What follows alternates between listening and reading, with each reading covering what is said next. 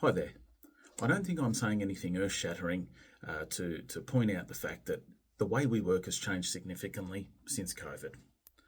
While I feel there have been some improvements, I think that particularly for more junior, less experienced staff, the drawbacks have actually outweighed the benefits. When I was young and on a very steep learning curve, for me, some of the best and most important lessons were quite ad hoc, spontaneous situations where a client had called with a particular issue, or a client had come in, or something had come up during a meeting that was quite out of the box or interesting.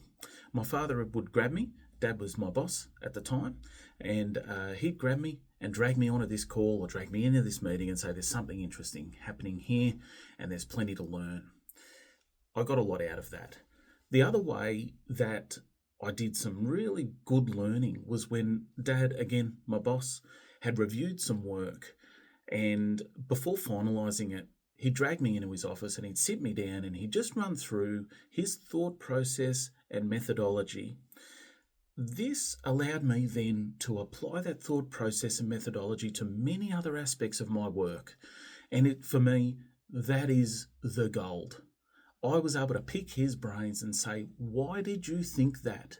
Why, from that bit of information there, did you draw this particular conclusion?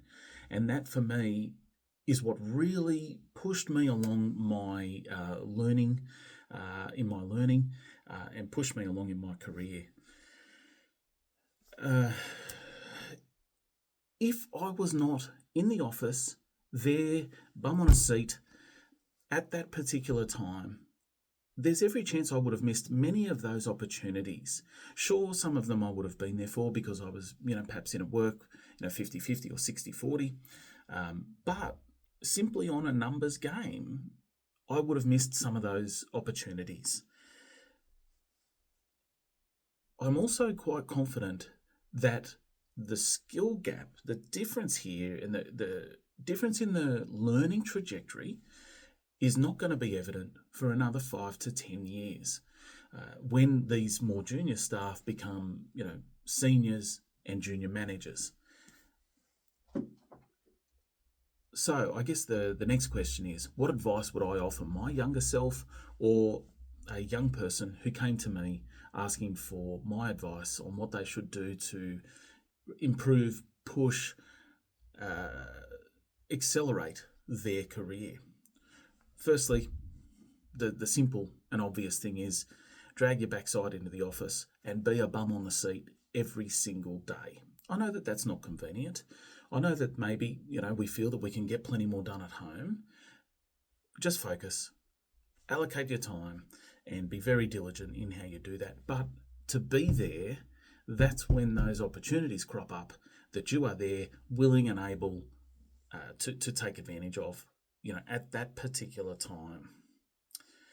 If that is not practical, then identify the managers that you work with that are best able and most willing to give you their time, and make sure that you synchronise your calendar, your work from home week with theirs. It's not up to them to change for you. Also let them know that if there is something particularly interesting that's cropping up or going to crop up that can be headed off, that's going to happen on a day that you're not in the office, let them know and make it clear to them that you are willing to come into the office on your work from home day if there's something particularly interesting that they know is going to crop up. As I say, get into the office as much as possible. But one of the key things here is to really understand that that there are far less junior staff in the office vying for assistance and time, direct contact with these managers. So there is a significant opportunity here to be that person, Johnny on the spot, to get that time and attention. Really bear that in mind. Less people vying for the same amount of time from these managers means that you have a significant opportunity to get more.